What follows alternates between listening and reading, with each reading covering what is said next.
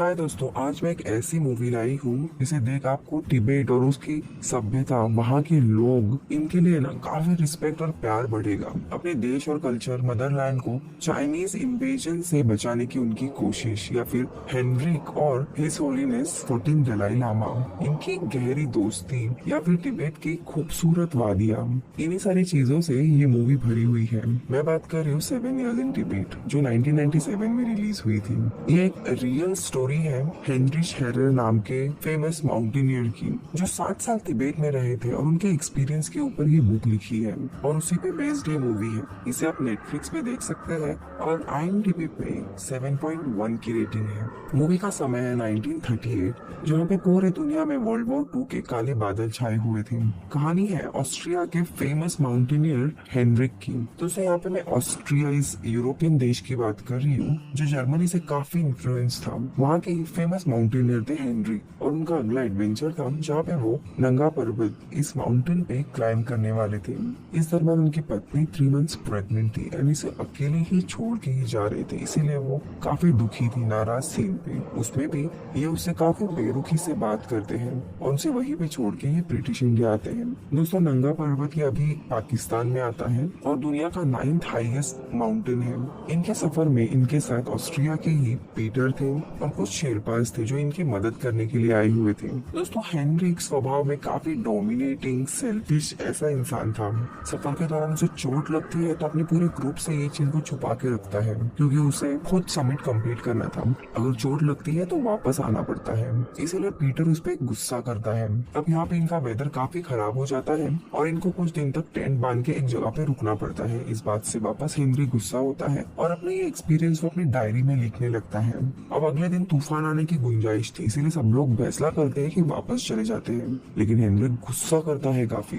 इसे छोड़ के ग्रुप तो चला जाता है, तो ये भी काफी सोचने के बाद ग्रुप के साथ निकल जाता है। अब रास्ते में हेनरी को एक शेरपा मिलता है और वो इसको 14 दलाई लामा जो थे उनकी तस्वीर देता है। उस समय दलाई लामा 8 से 9 साल के बच्चे थे और कहता है कि यही तुम्हारी रक्षा करेंगे। अब उसी समय हम तिब्बत में 14 दलाई लामा को देखते हैं। छोटी सी इस उम्र में उन्हें बाहर की दुनिया की काफी क्यूरियोसिटी थी, लेकिन बाहर जाना उन्हें अलाउड नहीं था।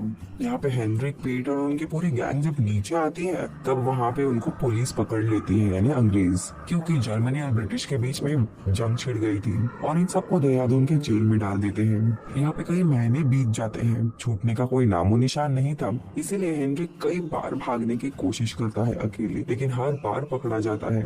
अब देखते देखते 2 से 3 साल बीत जाते हैं। साल था 1941 और एक दिन अचानक से उसकी पत्नी का खत उसे आता है, जिसमें उसने डिवोर्स के पेपर भेजे थे और आगे लिखा था, मैं हॉर्स से शादी करना चाहती हूँ, इसलिए प्लीज डिवोर्स पेपर पे साइन करो। तुम्हारा बेटा अभी 2 साल का हुआ है और हॉर्स को ही अपना पिता मानता है, लेकिन जैसे ही वो बड़ा होगा मैं उसे उसके असली पिता के बारे में बताऊंगी।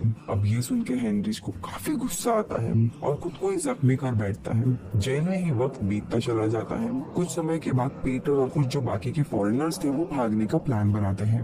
वो लोग लोकल इंडियंस की तरह पूरे अपने चेहरे को थोड़ा सांवला करते हैं और वहाँ से भागने का प्लान बनाते हैं। ये सुनने के बाद हेनरिच भी उनके प्लान में शामिल हो जाता है और ये लोग जेल से भागने में कामयाब हो जाते हैं। लेकिन जैसे ही बाहर पड़ते हैं, हेनरिक अकेला अपने राह पे जाने के लिए निकलता है। कहाँ जाना है, कैसे जाना है, उसकी मंजिल उसके पास नहीं थी, इसीलिए माउंटेन्स की गुफाओं में जाके ही रह रहा था और अपने बेटे के लिए हर रोज अपने डायरी में कुछ न कुछ लिखता था।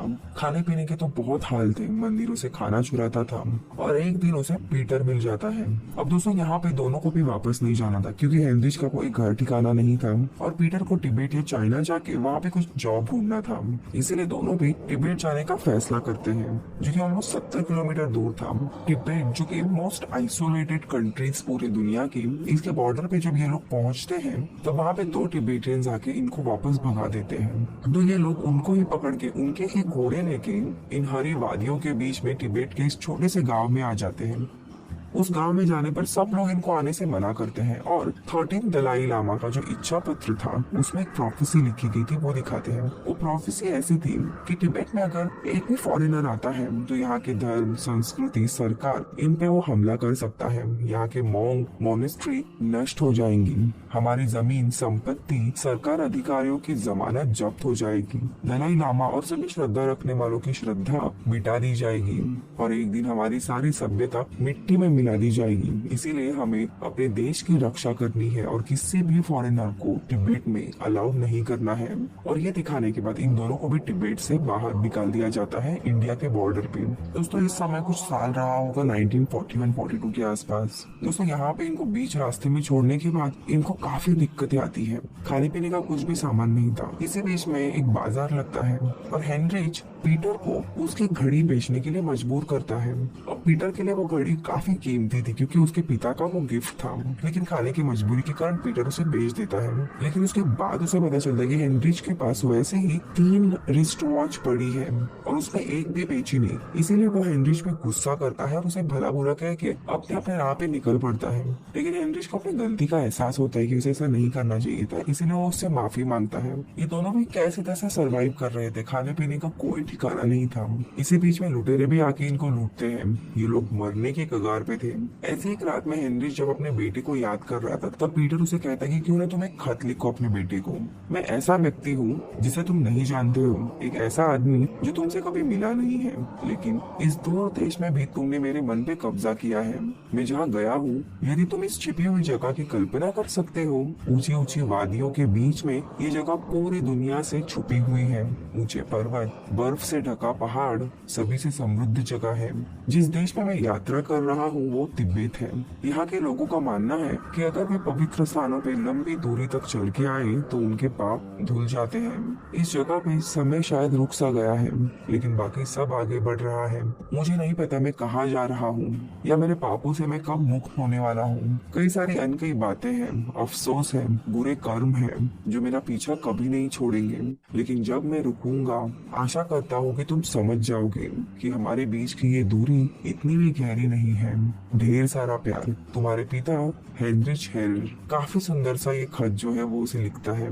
कुछ और दिन इनके ऐसे ही बीतते हैं और उनको एक ग्रुप मिलता है जो ल्हासा शहर में जा रहे थे और उस ग्रुप के साथ ये लोग चल पड़ते हैं। करीब करीब 1 महीने के बाद ये लोग वहाँ पे पहुंच जाते हैं। ल्हासा तिब्बत का कैपिटल है और एक स्पिरिचुअल जगह है जहाँ पे दलाई लामा रहते हैं। फॉरेनर्स अलाउड नहीं है, लेकिन अपने इसी ग्रुप में चुपके से ये लोग अंदर चले जाते हैं। वहाँ जाते ही तिब्बत के जो डिप्लोमेट थे वो उन्हें पकड़ लेते हैं और अपने घर में ऐसा मेहमान की तरह उन्हें रखते हैं। और इमीडिएटली गवर्नमेंट यानी दलाई लामा की जो मिनिस्ट्री है उन्हें ये इन्फॉर्म करते हैं। जो डिप्लोमेट थे वो काफी अच्छे इंसान थे, तो वो इन दोनों को तिब्बत के बाहर नहीं निकालते। दोस्तों उसी दरम्यान तिब्बत चाइना बॉर्डर पे चाइनीज गवर्नमेंट ने मिशन चाइना नाम के ऑफिस ओपन किए थे और तिब्बत गवर्नमेंट को काफी महंगे गिफ्ट्स, पैसे, ये सब कुछ भेजते हैं ताकि दोनों के कल्चर का मिलाप हो।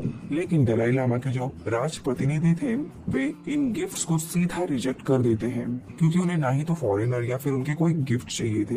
तिब्बतियन गवर्नमेंट के एक ऑफिशियल थे ग्वांग, वो भी इन दोनों की तरफ दोस्ती का हाथ आगे करते हैं और इनके लिए कुछ स्पेशल कपड़े तैयार करने के लिए ल्हासा की इकलौते टेलर पेमा को इनके घर भेजते हैं। अब दोस्तों यहाँ पे लड़की देखने के बाद ये दोनों भी खुश हो जाते हैं और हेनरिक यहाँ पे अपना चार्म दिखाने लगता है कि मैंने ये किया है, मैंने वो किया है, मुझे ओलंपिक में गोल्ड मेडल मिला था। ये सब दिखाते हुए पीटर बेचारा अकेला ही चुपचाप खड़ा रहता है। तो यहाँ पे पेमा हेनरिच को कहती है, तुम लोग उस आदमी की प्रशंसा करते हो जो सीढ़ी पे ऊपर की तरफ खुद को ढकेलता है, जबकि हम उस आदमी की प्रशंसा करते हैं जो अपने अहंकार का त्याग करता है। एक तिब्बतियन खुद को आगे बढ़ाने की लालच में कभी नहीं जाता। उसके बाद ये तीनों भी मार्केट में घूम रहे थे और उनको आइस स्केटिंग के शूज दिखते हैं। अब यहाँ पे पेमा को इम्प्रेस करके सिखाने के लिए वो ये शूज खरीदता है और तीनों भी बर्फ पे स्केट करने लगते हैं। इनके साथ साथ शहर के कुछ और भी लोग ज्वाइन होते हैं। लेकिन दोस्तों यहाँ पे पेमा को पीटर पसंद आए थे क्योंकि पीटर एक शांत आदमी था, उसमें ईगो नहीं था, सेल्फ ऑब्सेस नहीं था। अब ये देख के हेनरिच को बुरा लगता है। तो यहाँ पे दूसरी जगह हम दलाई लामा को देखते हैं जो कि अभी 12 से 13 साल के थे। वो अपने बाइनोकुलर से अक्सर शहर में क्या चल रहा है वो देख रहे थे और उनकी नजर जाती है हेनरिच पे। अब दोस्तों यही पे देखते देखते 1 साल बीत जाता है। हेनरिच को शहर का सर्वे करने का ही एक जॉब मिलता है। पेमा और पीटर की शादी हो जाती है। हेनरिच अकेला ही रहने लगता है और काफी फ्रस्ट्रेट होने लगता है सारी सिचुएशन से। वैगन उसका काफी अच्छा दोस्त था और उसी दरम्यान वो आके बताता है कि जर्मनी ने सरेंडर कर दिया है और अभी वॉर खत्म हो चुका है। ये सुन के ये वापस घर जाने की तैयारी करता है ताकि अपने बेटे से मिले। लेकिन इसी दरम्यान उसके बेटे का खत आता है जिसमें लिखा था कि मुझे खत लिखना बंद कर दो, तो मेरे पिता नहीं हो।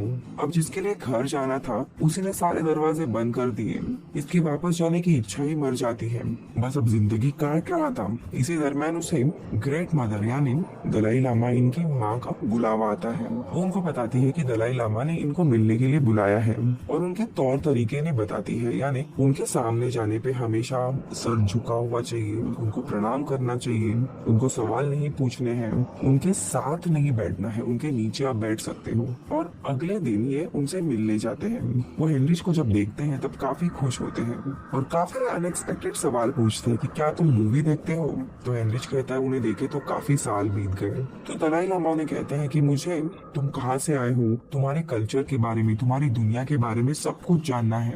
इसके साथ साथ मुझे एक मूवी थिएटर बनना है यहाँ लासा में। वो काम होने के बाद तुम रोज मुझसे आके मिलोगे और मुझे तुम्हारे कल्चर के बारे में बताओ। और हेनरिच अगले दिन से ही काम पे लग जाता है।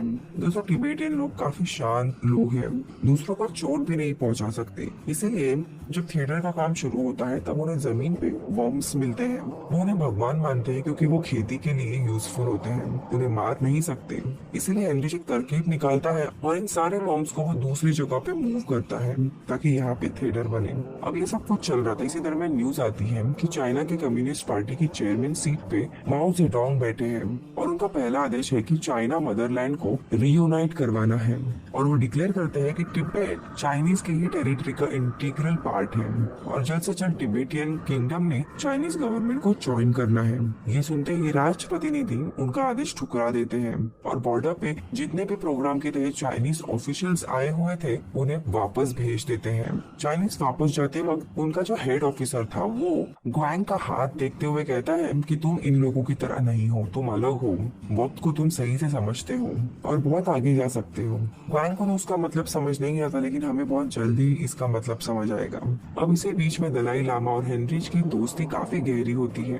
जब कोई आसपास नहीं होता था तब दलाई लामा हेनरिच के साथ बैठते थे, तो हेनरिच कई बार उनको एज अ दोस्त की तरह पुकारता था। बातों बातों में हेनरिच अपनी पत्नी, डिवोर्स और बेटे के बारे में बताता है। दलाई लामा उससे पूछते कि तुमने ऐसा क्या किया कि डिवोर्स लेना पड़ा। तो वो कहता है कि मुझे अपने बेटे की जिम्मेदारी से भागना था, इसीलिए मैं यहाँ चला आया। लेकिन यहाँ दलाई लामा पहचान जाते हैं कि इसे अब पछतावा हो रहा है और इसे अपने बेटे से मिलना है और शायद कहीं ना कहीं अपने बेटे की ही छवि मुझ में देख रहा है। वो उन्हें और यूनिवर्स, स्पेस, फिजिक्स ऐसी कई सारी चीजों के बारे में बताता है। कुछ दिनों के बाद ऑफिसर ग्वांग का प्रमोशन होकर वो तिब्बतियन मिनिस्ट्री में शामिल हो जाते हैं, लेकिन वो चाइनीज ऑफिशियल से इन्फ्लुएंस थे। यहाँ पे थिएटर का काम कंप्लीट हो जाता है और लोग आके मूवीज देखने लगते हैं। काफी खुशी का माहौल था, तो हेनरी छोटी सी गैदरिंग करता है और अपने खास दोस्तों को बुला के सबको गिफ्ट देता है, उनके लिए खाना रखता है। सबसे खास गिफ्ट ये था कि वो पीटर को उसके पिता की घड़ी वापस दिलाता है और उसमें एक लेटर लिखा था जहाँ पे उसने उसके दोस्ती के लिए उसे थैंक यू कहा था। यानी दोस्तों यहाँ पे स्टार्टिंग में हेनरी जो एक सेल्फिश आदमी था वो धीरे धीरे बदलने लगता है। लेकिन उस रात दलाई लामा को एक बहुत बुरा सपना आता है कि चाइनीज गवर्नमेंट ने इनके बर्थ प्लेस पे हमला करके उस गांव को डिस्ट्रॉय किया है। जो मॉन्क्स थे उन्हें बेरहमी से मार डाला है, बुद्ध का स्टेचू गिरा दिया है, इनकी सभ्यता को नष्ट कर दिया है और वो डर के उठते हैं, काफी रोने लगते हैं और इमीडिएटली हेनरी को बुलाया जाता है। हेनरी उन्हें समझाता है कि ये एक बुरा सपना है और नींद आने के लिए अपने क्लाइंबिंग की कहानी बताने लगता है। वो कहता है कि क्लाइंब करते वक्त माइंड पूरा क्लियर रहता है, कंप्लीटली फोकस्ड। माइंड तभी डीप पावरफुल लाइफ का प्रेजेंस महसूस कर पाता है, इसलिए मुझे क्लाइंबिंग पसंद है। मैंने केवल एक और बार उसी तरह महसूस किया है। तो दलाई लामा पूछते कब, तो वो कहता है आपकी उपस्थिति में। यानी दोस्तों यहाँ पे उनकी दोस्ती तो गहरी थी, या फिर दलाई लामा छोटे बच्चे क्यों ना थे, उनकी बातों में, उनकी सोच में काफी गहराई थी। और हेनरिच लकी था जो इतना लंबा समय उन्होंने पर्सनली दलाई लामा के साथ बिताया था। लेकिन दोस्तों यहाँ पे एक बात थी कि जो बुरा सपना दलाई लामा को आया था वो दरअसल सपना नहीं था, हकीकत थी। चाइनीज गवर्नमेंट ने एक्चुअली में दलाई लामा का जो बर्थ प्लेस था उसे तबाह कर दिया था। अब इस हादसे के बाद तिब्बतियंस अपनी छोटी सी आर्मी तैयार करते हैं जिसमें 8000 सोल्जर्स थे। लेकिन जंग से पहले शांति से हल निकालने के लिए चाइनीज ऑफिशियल्स को तिब्बत में बुलाया जाता है। यानी दोस्तों इस जगह पे जहाँ कभी भी बाहर के लोग आए नहीं थे, वैसे धार्मिक जगह पे चाइनीज ऑफिशियल्स अपने हथियार लेके आते हैं और मिनिस्टर ग्वांग जो ऑलरेडी चाइनीज ऑफिशियल से इन्फ्लुएंस थे वो चाइनीज का काफी सत्कार करते हैं, उनके लिए काफी अच्छा खासा इंतजाम किया था, काफी रिस्पेक्ट दे रहे थे। तो हेनरिच ग्वेंग को कहते हैं कि चाइनीज ने जो हरकत की है ना, इससे वो रिस्पेक्ट के काबिल नहीं है। लेकिन ग्वेंग उसे उल्टा सुनाता है कि हम लोग स्ट्रॉन्ग नहीं हैं, तो यही करना पड़ेगा ना, तुम पॉलिटिक्स नहीं समझोगे। अब ये लोग मीटिंग में आते हैं। वहीं पे कुछ मॉम्स ने रंगोली निकाली थी, तो ये ऑफिशियल्स उसी पे पैर रखते हैं और सारी रंगोली को मिटा देते हैं। ये एक सिंबल था कि कैसे ये तिब्बत के कल्चर को फ्यूचर में डिस्ट्रॉय करने वाले हैं। वहां जाने के बाद उनकी दूसरी मांग थी कि वो दलाई लामा से नीचे नहीं बैठेंगे, तो वो खुद नीचे आते हैं और उन ऑफिशियल से भी नीचे बैठते हैं। चाइनीज गवर्नमेंट की मांग यही थी कि तिब्बत उनके टेरिटरी में आए और चाइनीज उन्हें रिप्रेजेंट करें। इसके बदले में तिब्बतियंस को रिलीजियस फ्रीडम मिलेगा। अब इसके बदले में दलाई लामा कहते हैं कि जब तक मैं अपना बहुमत प्राप्त नहीं कर लेता, यानी उनकी कोरोनेशन सेरेमनी जब तक नहीं होती, तब तक राष्ट्र प्रतिनिधि ही तिब्बत के राजनीतिक नेता होंगे, वही तिब्बत को रिप्रेजेंट करेंगे।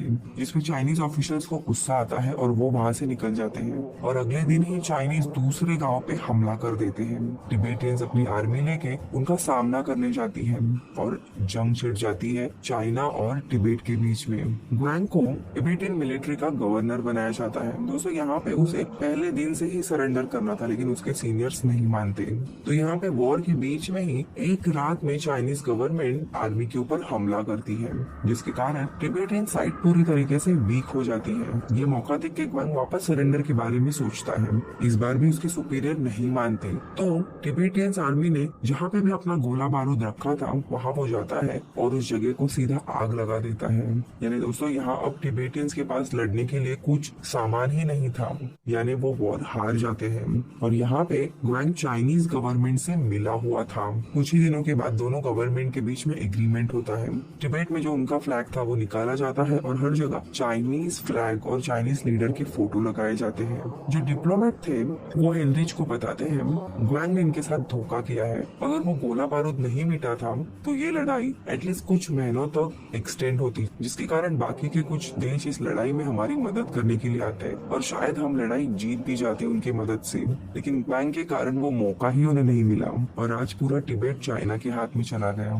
ग्वेंग दरअसल हेनरिच का काफी अच्छा दोस्त था, लेकिन ये जानने के बाद हेनरिच उसे काफी खरी खोटी सुनाता है और हेनरिच अपनी दोस्ती उधर ही तोड़ता है क्योंकि उसने अपने ही कल्चर को, अपने ही एक हेवन लाइक प्लेस को बिट्रे किया था।